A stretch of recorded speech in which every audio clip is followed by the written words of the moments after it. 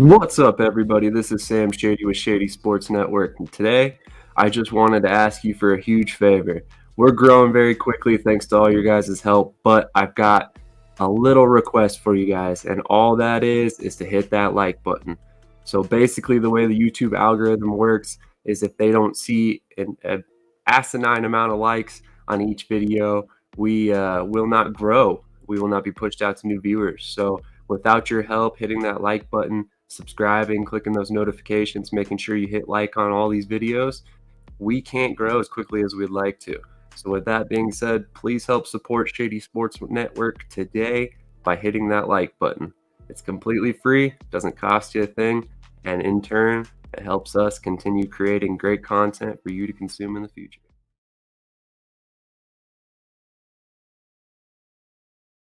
I think there's a lot of players in this league that could have been on active rosters that just weren't in the right situation or whatever. So Lee gives off to the right side. Michigan's defense there. Fumble. Ball's out. And Michigan has recovered a second fumble. And running the other way. And he will score easily. Corey Rama. Ball out. Right as this run gets to the right, Daniel's going to get up there, and Hughes hits him there on the arm that he has the ball in. Heads up play by Ramon, getting up off the ground and running with the football. All right, so tonight I have two special guests with me. Evan Willsmore, one of my coworkers with the XFL USFL News Hub website, as well as Coach Dan Carrel, the defensive coordinator for the Michigan Panthers. How you doing tonight? I'm doing pretty good. No complaints. Great, thanks for having me on. Absolutely. Super excited to speak with you and get your perspective, Coach. I talked to your counterpart a couple weeks ago, and he was very interesting to speak to as well. Yeah, for sure. Yeah, great guy. Definitely. So I was kind of interested. I mean, obviously you're a defensive coordinator. It struck me as kind of odd that you started your career on the offensive side of the ball.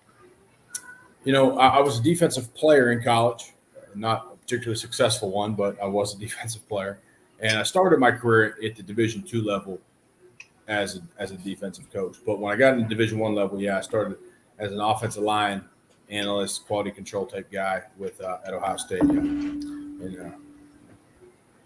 What was it like working under Urban Meyer and some of the other coaches that were on that staff? Yeah, I mean, for a young coach who was willing to just do anything to learn and to get an experience that I could take with me.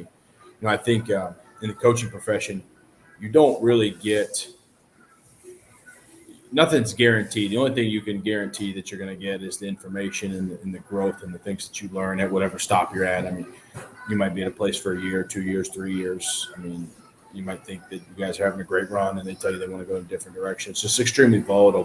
But one thing you can get is you can learn. And, you know, being under Coach Meyer, I know over the years he's kind of become maybe a controversial figure or whatever. But I'll tell you, the thing that I take from that place is just the accountability that it takes to be a good coach. I mean, you're not responsible for what you do as a coach. You're responsible for what your players do. So you add that element in, and just the sheer accountability that he taught and that he expected in the program, and it trickled down to Tom Herman, Ed Warner, to me, right? And it was a level of accountability that I had not known, prior to that, and I think it was really important in my development. And, since then, I worked for a lot of different coaches, but I read the book. I think probably a lot of people in coaching or business are familiar with the book Extreme Ownership by Jocko Willink. And, I've talked to people that read that, and people are like, wow, man, man, you should read that. You should look at that. And so I finally take a look at it. And I just feel like, yeah, that's everything he's saying is what working for Urban Meyer's like. Like whatever your players do, it's a reflection of you. So if they're out doing something they shouldn't on a Saturday night in July, that's your fault, So, I think that just level of accountability for what goes on was the biggest thing. And it just makes you take an understanding of what coaching is, especially at college level, right? Especially when the guys are 18 to 22 years old. It just makes you take a level of understanding as to what you have to do to develop your players on and off the field and make sure that every step of the way they're doing exactly what they need to do to help the program get better. Definitely. Yeah. Well, staying on the topic of sort of mentors and people that you've coached with. So I'm going to ask, what was it like coaching under Jeff Fisher this season? Because I've had an opportunity to talk to Norm Chow, who was Fisher's offensive coordinator with the Tennessee Titans back when they had Vince Young. So going back 15 years. Sure. And I've heard some things, good things about him. I'm a Rams fan as well, so definitely familiar with Coach Fisher. Gotcha. But yeah, so what was your biggest takeaway from being on his staff this year? Yeah, I mean, Jeff Fisher's an incredible guy. I mean, I think he is a guy that you can learn a lot from. I think he has a lot of just empathy for people and the situations that they're in. I think that's a leadership characteristic that's not as common as some other things. And just really appreciated his leadership style and just kind of how he dealt with us.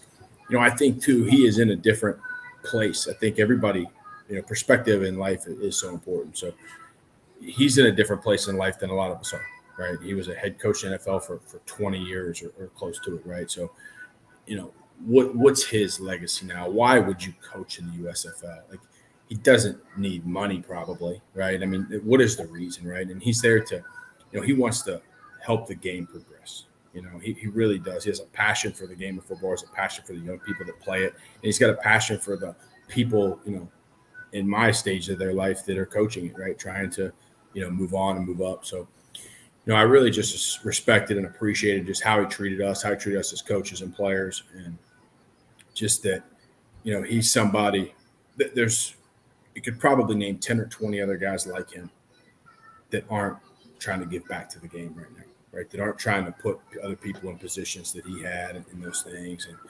And so I respect the hell out of him for what he's done and just to come back and try to, help this league progress, help our players progress, and, help mentor us as younger coaches and move forward in the game. So, just really appreciative of the opportunity and just his leadership. Absolutely. So I found it kind of ironic that we spoke briefly about the fact that you started on the offensive side of the ball and then moved to the defensive side. Your former offensive coordinator you worked under, Ed Werner, I believe his name was, he started on the defensive side of the ball and moved to offense. So was there anything in particular with him that he taught you that helped make this transition later on? I think the thing I think that helped me, and I think the thing that was important for me, is I knew when I took the job at Ohio State that I didn't want to be an offensive coach forever. I played defense. I never really had a lot of offensive experience. It was an incredible experience to just kind of learn that perspective of things as I progressed as a defensive coach. But the biggest thing was just that there is just a skill to coaching. Right, coaching itself is a skill, not offense, not knowing, not X's and O's based, but preparation based. Like what are you doing on a daily basis within your meetings, within your indie setups? Like how are you arriving at what needs to be taught in the meetings, what needs to be done in the individual drills, and those type of things? I just could not imagine getting taught by a better person than that.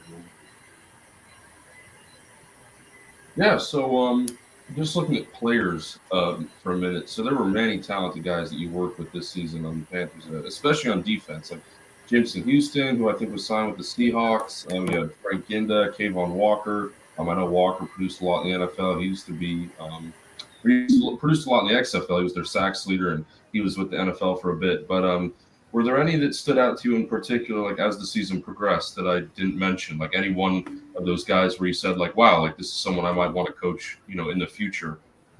Yeah, I mean, I think first, Frank Ginda was a guy that I just love coaching, being around. I really did. I mean, he is a guy that just incredible instincts, incredible leadership, just everything that you want to coach and be around. Like, when you think about just, just in life in general, like who are the people that make your life easier? Who are the people that do something good that you weren't even expecting to happen? Like it just none of us can look around and say we have enough of those people in our lives, right? Like you wish you had 10 people like that, right? And Frank Ginda and Sean Williams, I guess those two guys were two guys like that. Like I didn't expect this play to happen this way, but they just erased something for me. They just erased a problem, right? So those two guys for sure were guys that I just thought I really wish they would have got a shot. And the problem for guys like them I think, as they progress to try to get in the NFL is when the NFL takes these guys, a lot of times they're going to work them out in agility drills. And, Frank is not going to wow anybody in agility drills. He plays with his brain. He plays on instinct. And he just plays on effort and just knowledge. And you can't get that running around cones. You're never going to see that running around cones. So, it's an unfortunate setup for him at this point. There's, hopefully, at some point somebody in the NFL takes a chance on him, and I think he's going to make it really hard for them to cut him.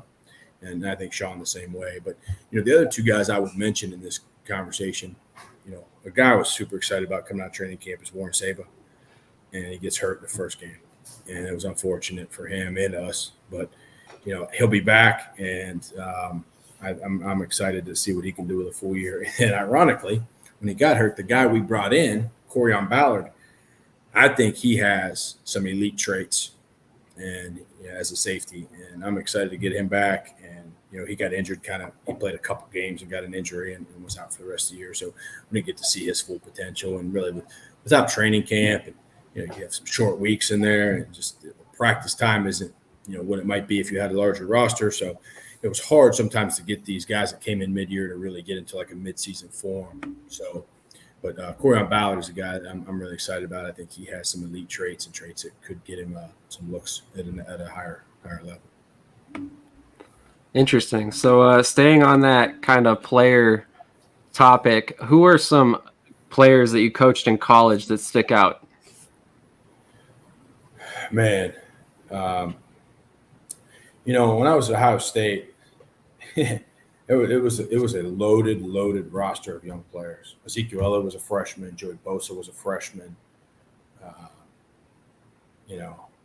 But on the offensive line specifically, and I say coach, I didn't know a ton of things about that offensive line play. Like, I was there. I assisted Ed Warner and everything, and I learned a lot throughout the year. But I say coach loosely, but we had this is to me, this is crazy. I tell this to people sometimes, and they just say, "Oh, that's interesting." But we had 2 Remington Award winners on the bench.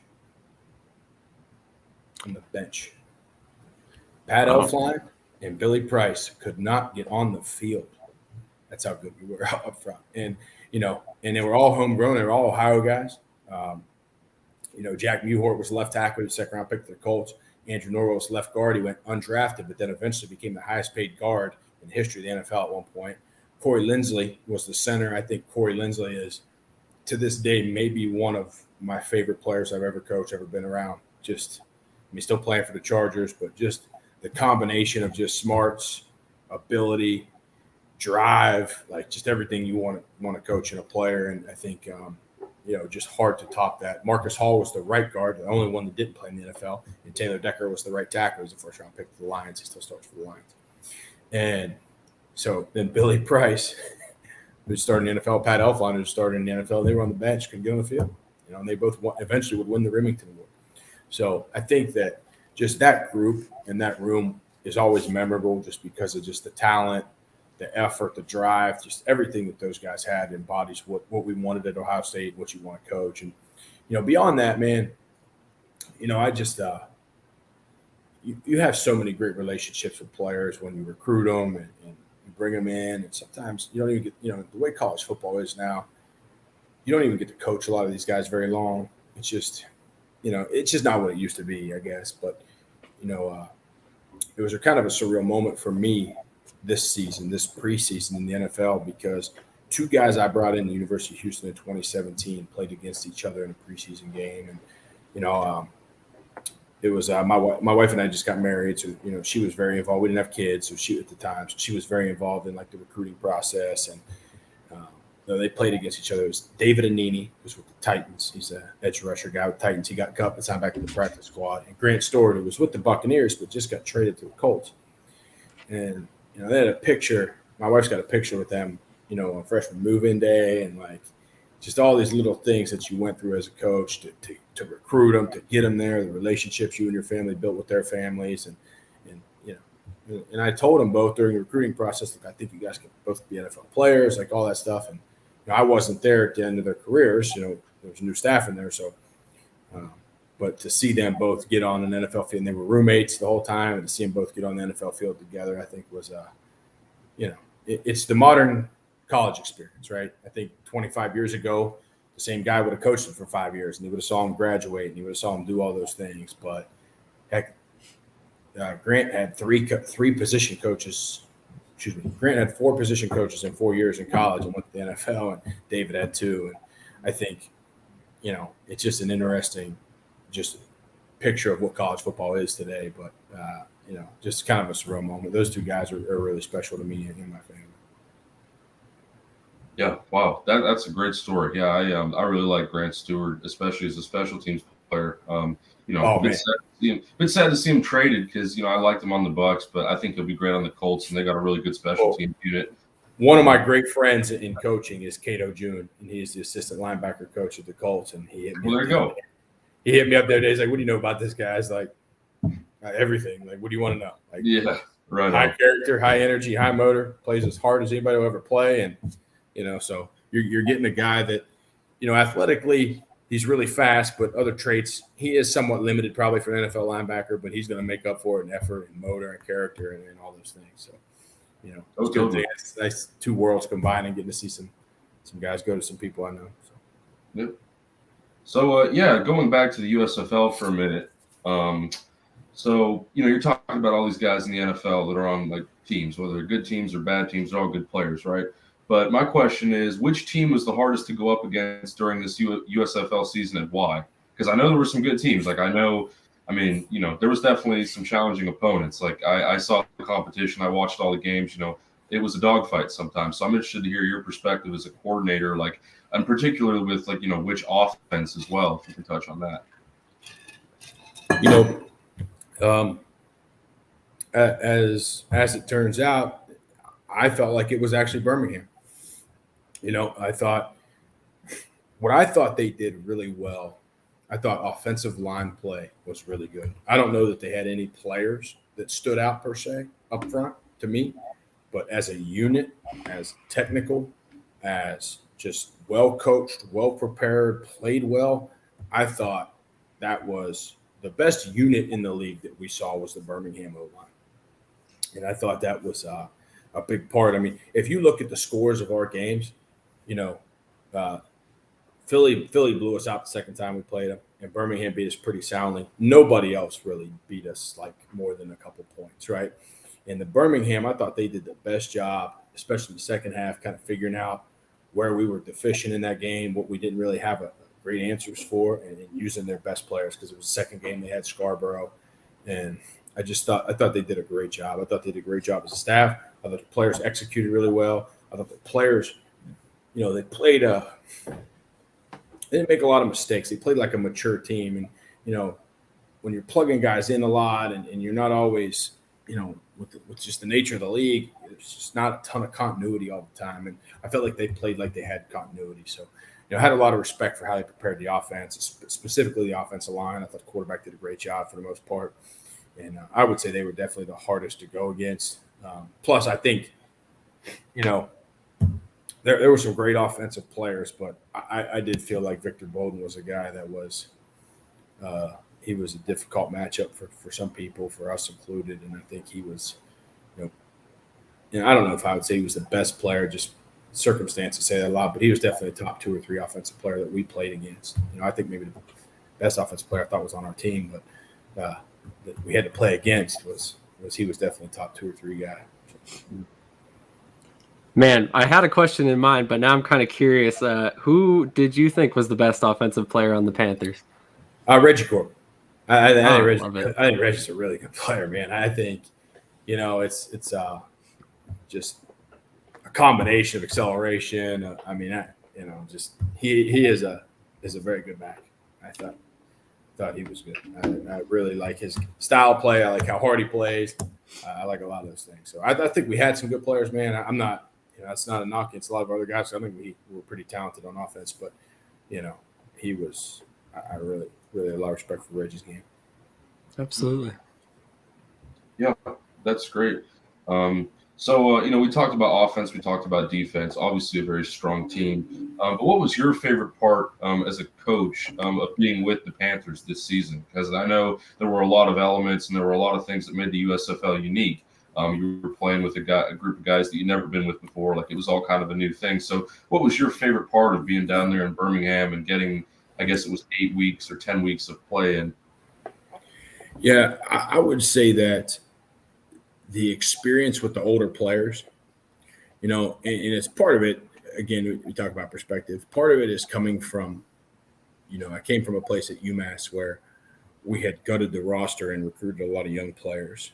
And, college coaching, especially coaching young players, is probably it's difficult, especially when you have to play an independent schedule like we had to play. We opened Pitt and BC. But it makes you aware of so many things from a teaching perspective that you might not be aware of if you weren't coaching guys who were 17, 18 years old, should be seniors in high school. And so to go from that, which was probably the biggest stress that we had as coaches there, is to just figure out how to teach the game to these young players who have to go against 22-year-olds at Pitt and 22-year-olds at Boston College. And you're 18, 19 years old, and you got to go out and play these guys. And that's the stress that we go through at that place. To go from that to coaching guys who had been in multiple NFL camps, and some of those guys knew some of our schemes so well. They had played them in different NFL teams. They were like talking to a coach, and they knew a lot of information, knew a lot of football, had a lot of understandings about things. And I think the most important thing, and I think the thing that really made me really love it and kind of have a different perspective, because for a good portion of my career, I've considered myself like, that teaching to those young players is kind of my expertise. That's what I felt for the most of my career, was like, I am more of a teacher than a coach, and I'm going to find ways to make sure these, especially young guys, like, I can get a freshman ready to play, right? That's like always what I've said. Like, I will try to do that better. If he's the best player, I'll try to get a freshman ready to play faster than anybody. Like, that is my goal, And to go from that, though, to be able to coach some guys that have played in spring leagues, played in the NFL, played been 4-year stars. You talk about Frank Ginda, and it was funny. We were sitting around one time and doing just some loose estimates, and I said, Frank, how many games you start in college? He said, 53. Started 53 games. I said, okay. You were in NFL camp with the Cardinals? Yeah. I played all 4 preseason games. It's okay. Played in the AAF? Yeah, it's many games. Played in the XFL? Yeah. So we estimated Frank's played about 7,000 live snaps of football.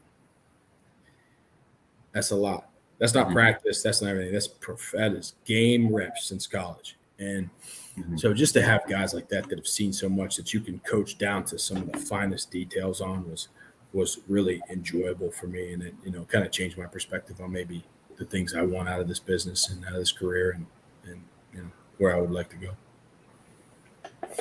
So I was actually kind of interested to find that you were actually hired 6 days before the USFL draft. Yeah, that might be a little bit of an exaggeration, but it was a short window, man. It was a short window. I think, I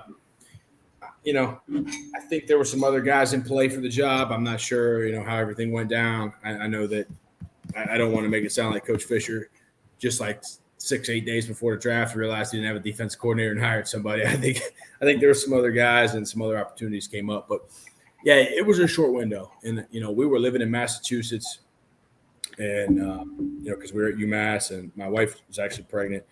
And so, yeah, we get the call. I'm going to go to Birmingham, take this job. And now we got to get ready to move our family. We're going to move to Louisiana. And I got to evaluate about 300 players. So, busy times at that time in that juncture. But, yeah, so, as fast as I could, I watched as many guys as I could find tape on and, figured out who we wanted to take. That's amazing. Yeah, it's just one of those things. I didn't realize you moved so quickly. I didn't even know until Sam mentioned it just now that you were hired like right before the draft. I thought that stuff was all set in stone for a few months, but I guess. Yeah, so I think it was. Again, I think that there was somebody, I don't, whatever, but the case may be. But I mean, the coaching profession as a whole, it's volatile, right? And there's just movement everywhere all the time, and you can't ever. I mean, everybody's fully committed to where they're at, 100% going to be there, and then 27 minutes later, they're gone. and it is what it is, right? It's how it works. So you got to be ready. I know it's hard for the head coach, right?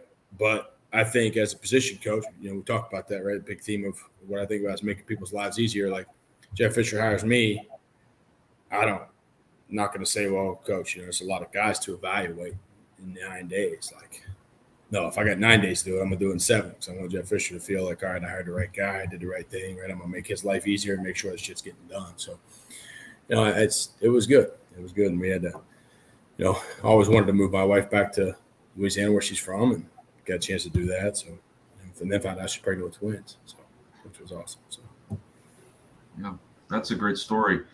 So, staying on the topic of defense and sort of schemes, what scheme did you most commonly run? I'm just curious. And what scheme worked the best, would you say, throughout the season? Because I'm sure you kind of mentioned that there were some guys that might have already been familiar with like the system. So I'm sure that was a bit helpful. But was there anything like that you thought was like, okay, like this is what we're going to run with and this is what's going to be most effective?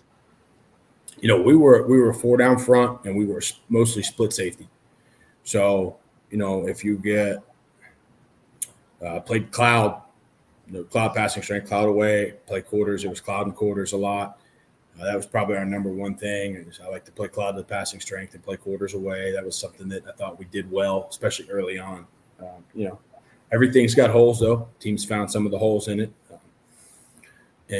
But mostly a split safety defense, played some cover 3, weak rotation cover 3, and then fire zone 3 fire. And that's that embodies probably 75% of our base first, second down defense. And then, man team on third down mostly and try to blitz. But, I think that, everything coaching in the spring league was brand new to everybody that hadn't done it before. I mean, I know Bart Andrus has done it a lot, and so he had some clues as to what was going on. But, I would say that I chopped the defensive menu down a lot further than I needed to, anticipating that we wouldn't be able to get it installed and get it coached and get it taught and run it game ready, And that's probably a regret from that standpoint is I come from systems where we played a lot of different calls, a lot of different looks, a lot of different things. And, I tried to bring it down and center it in to be ready in 2 weeks from a spring league camp schedule, just like the adjustments that you have to make to coach with less practices and you're not there all year and all that. But, I think I probably shrunk it too much, if I had to guess, and shrunk it more than I should have. And so, we'll make those adjustments now that kind of everybody knows what's going on, kind of understands what the deal is now. So I think you'll see a lot of different things, I think, going into year 2, just a lot of guys that kind of understand the circumstances a little different. Interesting. After the USFL season, all the talk was all these players signing with the NFL. Your unit in particular sent 3 players to camps. Tell us about some of the players that didn't get that NFL shine other than, Frank Gindo that you mentioned before and Sean Williams. Yeah, those two. And then, I think, I really wish Corian Ballard would have had a chance to play out the full year. I think he could have probably – he would be very specific to somebody's scheme like the Seahawks. There's somebody that plays a lot of 3 deep because he is an unbelievable deep safety. So he would be good for somebody that does that. From there, we picked up Ethan Westbrooks late in the year. He's a guy that's, he's played 50-some games in the NFL, and I think he had a few workouts. But, I do think that it is hard sometimes. These NFL guys don't want to take the older players. Ethan's a little bit older than some of the other guys, so I think that, I don't know that that's a big thing. The other guy that, I think has a lot of potential, and it's just we got to get it set right, is Jaquan Bailey. He's a D lineman. I think he was with the Eagles for a while, he's on the practice squad. And he's a guy that, it's like a cliche word in football, but he flashes, right? He does some things sometimes, like, oh, goodness, that was really sudden or really quick or really athletic looking. So I think he's one. And then I'll tell you, at times, another guy like that really needs to dial it in and refine his details, but that flash too is Terry Myrick, the other inside linebacker. So I think there's a few of them out there. I think we got to keep working it and just keep developing them, and they got to keep working. But I think there's a few of them that a second year in USFL could be really good for. Yeah, man. I'm a big Ethan Westbrook's fan. First NFL player I ever met was Ethan Westbrook's at Rams training camp in 2016 or 17. He signed my shoe. It's still sitting up. I'm looking at it right now. You can't see it, but it's on top of my dresser. So that's always a good story. I remember when he was with they drafted him to Pittsburgh originally, and I got super excited when I did a draft live stream, and I was like, that's my boy right there. Yeah. But going back to the coaching stuff, because I asked you about schemes and things like that. So were you able to work effectively with the other defensive coaches, again, even though you were kind of just thrown into it last minute, and you said, you kind of trimmed down the things that you were planning to install? So I'm thinking of guys like Quan Drake and Tony Brown and Jeff Imamura. I think that's the right pronunciation. Hopefully I didn't butcher that. But yeah, like those guys, how did you get along with them throughout the season? Like, were you able to were you all kind of on the same page in terms of how the defense was structured? Yeah, I think generally, yes. Quan is a guy that I had a part in bringing into this. We had never worked together, but kind of knew each other, just recruited similar areas and have similar friend groups and things like that. And, Tony Brown was great, man. I was, he was like and I don't know how much you guys know about the staff structure, but there's these intern positions or whatever, and that's a lot. But he was that, and I wasn't sure what to expect from that, but he was awesome, man. And I love being around him. I thought he did a great job for what we did. And, Jeff did a great job in the secondary, but, he also had special teams. I think that, it just becomes a difficult task. And, he was tasked with all that work and to coach, the back end and to coach some guys in the, on all the special teams. It's a lot of work, and he worked extremely hard and diligently at it all. And, I do think that it would be nice. I don't know what the league is going to do with coaching slots and those things, but to have somebody that you could dedicate to teams, a third coordinator role would probably be beneficial. One thing I was looking at, and if you look at, how many guys signed to the NFL this year? Was it 50-some, like 52? 52, I believe. Yeah, and I think only 3 guys made the roster. Right. It's down to 1 now on the active is Kevontae Turpin. He's the only guy. Yeah, because Micah Abernathy was the other guy who made it, safety from Houston, and they cut him today because they got a waiver claim, and he was kind of like the casualty. So, yeah, we're down to 1 now, which is tough. Yeah, and some of them have made practice squads, which it's a nice job now. I want to talk about them. Practice squad guys make $12,000 a week, and they really only work like 2 days. So, I'll take that job any day. Right. But I think that it's great to get those guys opportunities and have 50-some guys. But I also think that if you're not an offensive lineman or an interior D lineman, if you're going to go to those camps and you're going to have a chance to make it on the 53, it's going to be through special teams. So I think a commitment to that coaching and just, placing another guy on the staff to handle that part, I think is probably, would be beneficial just overall for the league. So, and I know they're talking about all these things. I know that they're evaluating just as I'm evaluating all the, the stupid calls that I made at times. They're evaluating the things that, they want to fix it and develop. So, but, I just looked at that and I thought, man, it's a crazy amount of people that got a chance, but nobody really, other than Turp, really got a shot, which, I think, I don't want to get off sidetracked on that, but I don't know that I felt the NFL's urgency to evaluate the players. I think a lot of that was they re-signed players they already knew, as opposed to like truly, all right, we're going to watch all the wideouts in the USFL and rank them, right? More so what they did was, all right, we already know Lance Lenoir. We knew who he was coming out. We knew who he was when he was with the Cowboys in preseason. All right, let's tape on him. Oh, it looks pretty good. Let's sign him, right?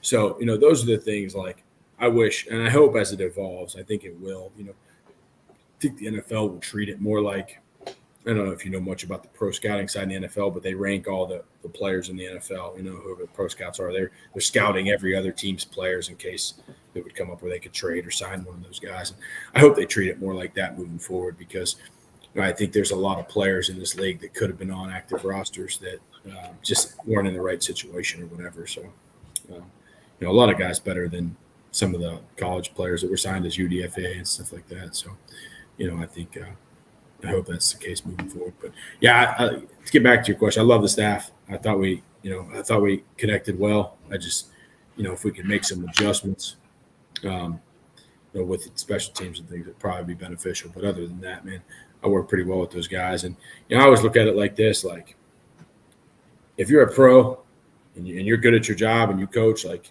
we're gonna get along. I'm not a hard person to get along with, so. If you're a pro, you take it serious and you do it the right way, we're going to get along. And if you don't do those things, we probably won't. So all those guys, treat it like pros and worked really hard at it. So, it is what it is from that point. Agreed.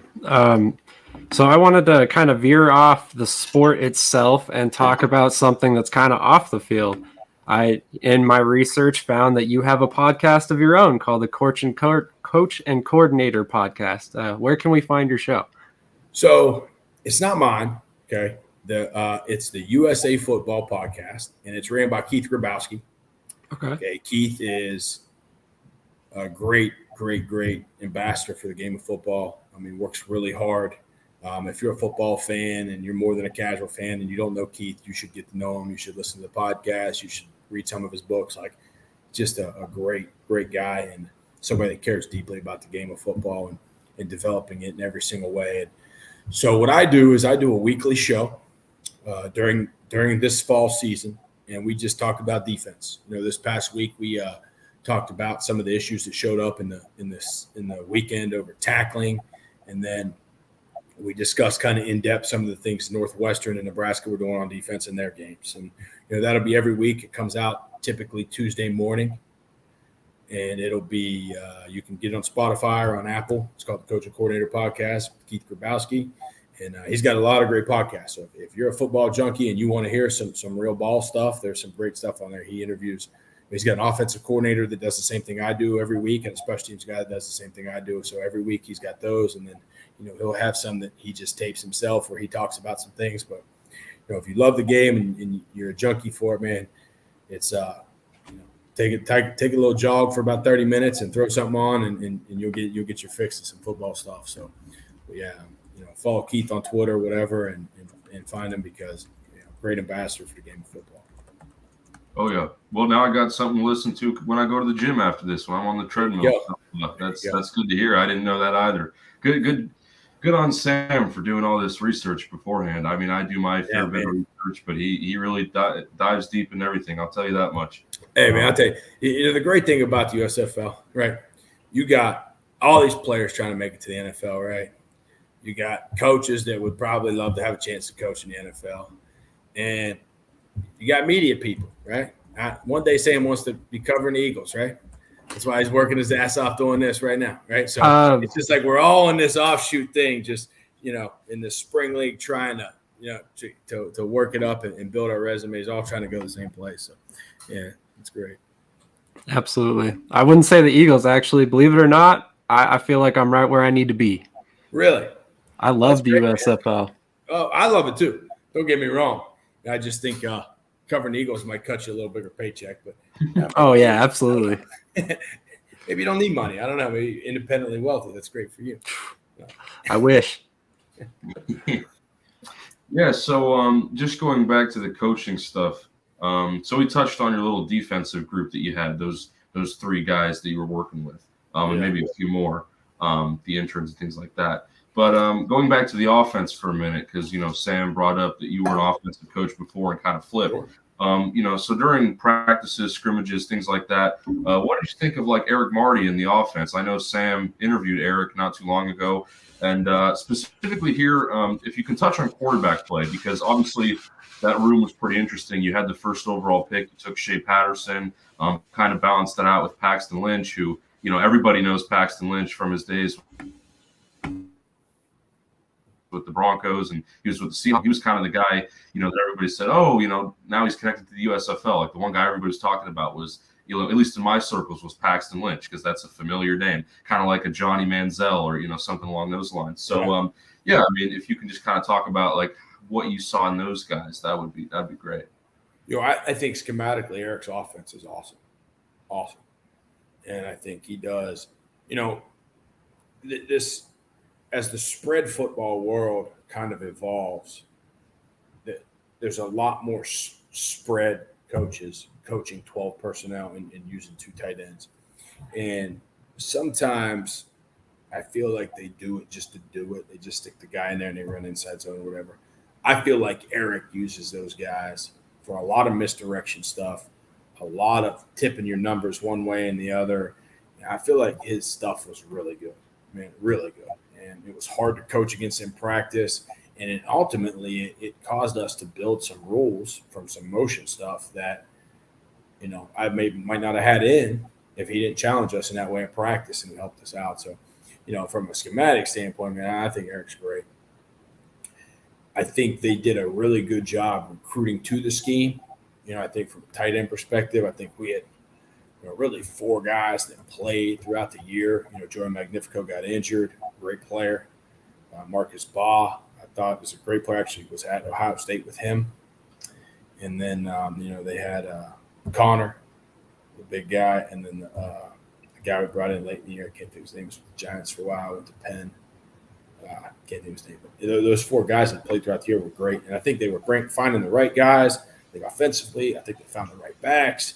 And I think they did a really good job just who they brought in to match what he wanted to do. And so I thought that was great. Now, from a quarterback perspective, I thought Paxton, when he played for us early, was going to be really, really good for us. And then, he kind of gets injured and just, it's those things, how they go, man. It just – I don't know. Never really felt like he got a rhythm, But I got a lot of respect for Josh Love, though.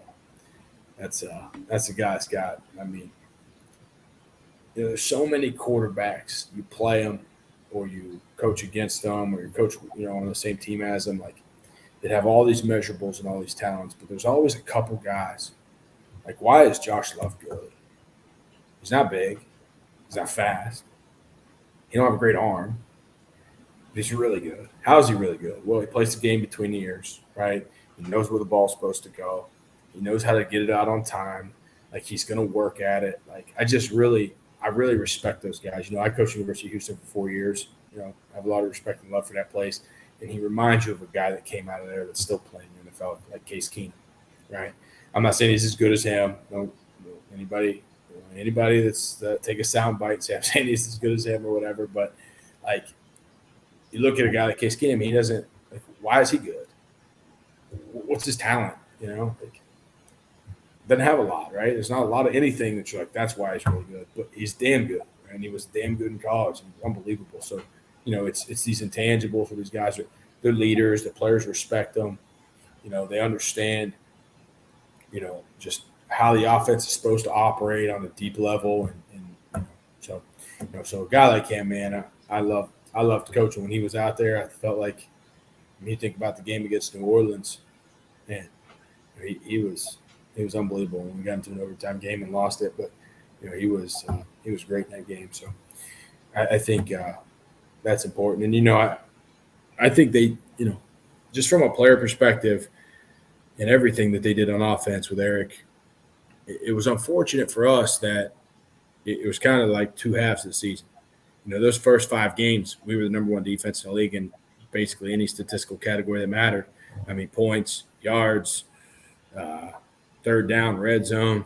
And then when Eric got the offense really cooking and really going hot, we couldn't get a stop. So, it's unfortunate we couldn't hold up around the bargain late in the year as they really got it going. So, hopefully we'll be able to fix that moving forward. But, a lot of respect for a lot of things that went on over there.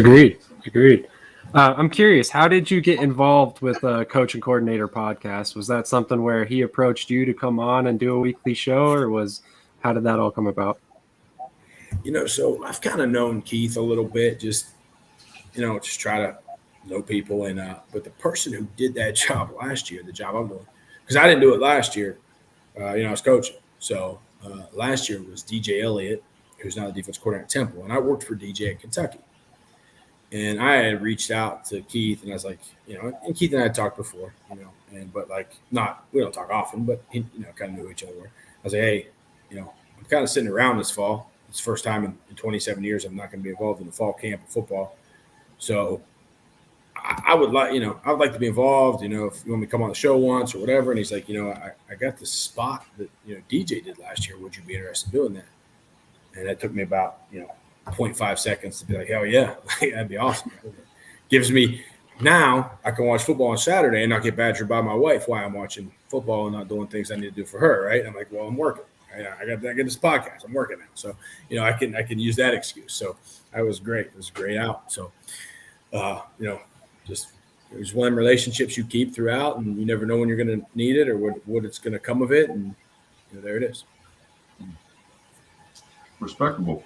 Yeah, I mean, again, I'll definitely be listening to that. So really glad you brought that up. Well, let me look at my questions here. So how do you plan on making a playoff push next year and improving on the record from this season, specifically with your defensive unit? I know you touched on sort of you were saying like when the offense got hot, you couldn't get a stop. It was like good in the first half of the year, but then it started to fade away. So what's your plan for more consistency moving forward? I think there's a lot of things that we have to do differently. First and foremost, I think, especially like in the secondary, we got to cross-train more guys because it started to become musical chairs for us at safety. I think people playing us probably didn't even have a clue who was going to be out there. It's just injuries and just the different things that come up throughout the course of the season. So I think that's one thing. You got to cross-train more players so you're not putting yourself in vulnerable positions playing guys who just got there on Tuesday. Expand the package a little bit. There's a lot more things I would like to have gotten in, and I didn't think it was going to be beneficial to try to push the envelope to get more calls in. And now looking back, that was probably not the right thing to do, so I would like to do that. I think we've already made some roster moves. I'm looking forward to kind of get an idea of what the roster limits are going to be. If they're going to change, I kind of feel like they're probably going to change a little bit maybe. So where can we add a few guys, extra guys from maybe do a competition at certain positions I think would be important. I think from a playoff push perspective, it's not something I'm going to think about a ton. Like, I got to improve the defense, just period. So, and then where chips will, we get the defense as good as we can get it, and kind of chips will fall where they fall. But, we lost 8 games, and we lost 6 of them by 1 score or less. And I just think that winning is really the only thing that matters when you coach football, especially at the professional level. But, we just we don't have to find a way to get that much better, to be quite honest, right? We got to find a way to get a little bit better, a little bit better in a lot of different areas. And I think will result in us having a chance to win. I mean, you think 2 or 3 more wins and some of those games we lost by 1 point, 2 points, lost on a missed field goal. Like some of those things just, I think as a team, we just have to feel like we learn how to win a little bit. And that'll come, I think, and I think there'll be a lot of things that we'll be able to do as a group to be ready for that. What's your ultimate goal for your coaching career? I mean, are you trying to eventually be a head coach? Yeah, I would love to be. I would love to coach the NFL and love to ultimately someday be an NFL head coach. I don't know that, I don't try to think about a lot of that. I don't think that that's I don't think the 15-year goal is as important as the 3-year goal, So, that is the 15-year goal or 20-year goal or whatever it is. But, immediate goals are to improve the USFL roster and do that and be really good in this league, And to be honest, like, I love the setup of this league. I love the setup of, our off season is from our house, right? I mean, I work every day for the USFL. I watch players, I call players, we're making roster moves, we're doing things. I work every single day, but I'm here in Louisiana with my family, and so it's a lot different than most college setups where it's recruiting and it's all the off-season stuff. So we'll see. I wouldn't just leave this for just anything. That's for sure. How much do you think the XFL coming into play is going to affect your guys' roster as in particular? In 30 years, only one other spring team has had a second year, right? Yep. I just think the stability and just the feel of that has to override some of the kind of the juice, I guess, that the XFL might have. So, I don't know. I hope it doesn't affect a lot. I know I hear a lot of things. I don't talk to a lot of people about that stuff. I hear a lot of things. I know they've put out, some salary figures and things, but I've also heard that nobody's actually seen a contract. So, it's easy to say things, right? It's hard to do things. So, until that stuff happens, who knows? I'm not real sure. And I think that the stability that we provide and offer, I think, for many players, not everybody, of course, but for many, will probably override whatever, the unknown is the XFL. And that's the other thing about guys is this, if you're thinking about one league over the other, the one thing at least now is who you're playing for in the USFL. You go to the XFL, in the draft. That's very true. That's a good point that I didn't really think about. But last question I really have for you is, how did your previous experiences at the collegiate level help with your first pro opportunity? Yeah, kind of like I alluded to earlier, just the level of teaching that you have to do as a college coach, and just the accountability and responsibility you have for the players, I think is really important. And it's those things just make you force you to become such a good teacher and to build out such a reasonable understanding rules. And I think that's probably a big part of just who I am as a coach, and probably why I'm prepared for anything that coaching has. And from a pro perspective, I feel like I did try to treat the players a little different than I did in the college game. I think that I tried to, treat them as a lot more mature and adults. I think the great experience of the pro game is, look, I'm not the authoritarian. I'm not the disciplinarian. We're coworkers. We're no different than if you got a job at Merrill Lynch, right? You sit in this cubicle, I sit in this cubicle. When we go to work, you put a helmet on, I put a whistle on. We have to see it that way, right? We don't want to see it as the same way you might see your college coach when you're 18 years old and you set foot on campus, and he's this old guy and you're still a kid, and he's kind of like your dad, he's kind of like your coach. It's like that stuff is a great part of the college experience. And I have great relationships with players from that perspective, right? Where I am almost like a parent or whatever. But the part that I really loved about this was just we're just coworkers, we're colleagues, we're not disciplinarian. That's not I shouldn't be having to do that or having to discipline. It's just not the same circumstances. You're 26 years old or 25 years old, just a different circumstance. And I think that making that transition was good. It was enjoyable, and that's kind of the part that I felt like it was a little bit relaxing in some circumstances to go from that to that. Absolutely. So I've got one last question for you, and I saved this one for last because I'm interested in your answer in particular. While I was doing my research, I stumbled across a clip of you getting particularly fired up during a halftime. What caused this, and is that the type of coach that you are typically, or is that a one-time event? Yeah, so I wouldn't say that that's – that's fine. I wouldn't say that that's what I am typically, or, one-time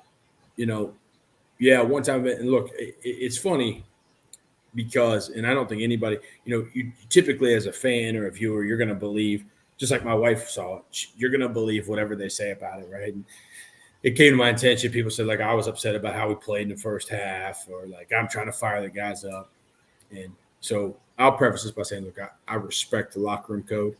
I know that the NFL films or whoever's filming that stuff, they don't have to respect the locker room code. That's their deal. So I'm not going to give maybe a lot of details, but there were some altercations between a couple players on the field on the last play of the half, and then the altercation continued up the tunnel to the locker room, and then we felt like we got it under control in the locker room, and so I started to go through halftime adjustments, and then it flares back up. And then we feel like we get under control again. The head coach has to come over and get under control. And then it flares back up again. And I felt like the only way you can reel this thing in is just to lose your mind right now. Right. And that was kind of where we were at. Like it wasn't getting reeled back in, right? Just to getting back down. So, we only have a 10-minute halftime anyway. And that's really what it was about, man. I think we were down 13-10 or something. We gave up 2 touchdowns. One of them was off a flea flicker. Like I wasn't upset. I thought we were playing pretty well. And the other one was we gave up a run. I think it was down inside the 5. It was a little run that they switched personnel. I thought they were going to throw the ball. Kind of was a bad call there. I thought it was going to be a pass, but I wasn't upset with how they were playing. I don't think the players I think the important thing is if you would ask those players, like I don't think they felt offended. I think they felt convicted. I think they felt like, man, we shouldn't be acting like this, right, in these times, right? So I don't know, man. I know that's something that people Google and pop up for me, and people think I'm just like, going crazy in there because we gave up a touchdown. Like, couldn't be further from the truth. I think, when you're losing at halftime or when you're not playing well, I think it's time to try to calm the players down because the biggest thing is that, they don't want to lose. They don't want to play poorly, right? They need coached because most of the players, especially the good ones, they're going to put more pressure on themselves than you could ever put on. So they need coached, they need taught, they need talked to, they need details, they need points, they need things they can change. They don't need nuts, right? But that circumstance wasn't a little different. So yeah, I know I know you still Google it, man. I always worry about that stuff. I'm like, somebody's going to Google my name. And that's what's going to pop up. They're going to maniac, but it's really not at all, representation of how I coach and how I interact with players. Well, that's exactly why I wanted to ask you about it because in all my interactions with you, you have not come off that way at all. So I figured it was a specific situation that caused that. And now that you've explained, it makes a lot more sense. You weren't, it's not football situation. It's a situation that didn't need to exist in a football locker room in the first place. Sure. So that makes a lot of sense. Evan, you got anything else? No, man, I think that's about it. But I really appreciate, Coach Carrel here taking the time to answer all my questions and Sam's questions, very thoughtful responses. I'm walking away from this learning a lot more about not just the USFL, but football in general from all phases and aspects of the game. So that was good. Definitely agreed. It was much appreciated for you coming on, man. And I definitely would love to talk to you again in the future. Man, I appreciate you guys having me on. I love what you guys do covering the league, and I think it's just, everybody's got to pull the rope for the league and just for the existence of spring ball, and I appreciate you guys doing these things. Absolutely. So there's one thing that I keep saying on these before I get off. Support all football, not just the NFL. If you're an NFL fan, give the USFL fan a chance because I promise you will be pleasantly surprised. I guarantee it. Just definitely give it a shot. These leagues need our support. There's more players than the NFL could ever possibly employ, more coaches than the NFL could ever possibly employ. And these guys need leagues to coach in. They need leagues to play in. And that's what the USFL is doing. That's what the XFL is doing. And they need fans. So it's up to us now. We're getting all the football we could possibly consume and more. So it's time to support it accordingly. With that being said, I'm going to let you guys have the rest of your night.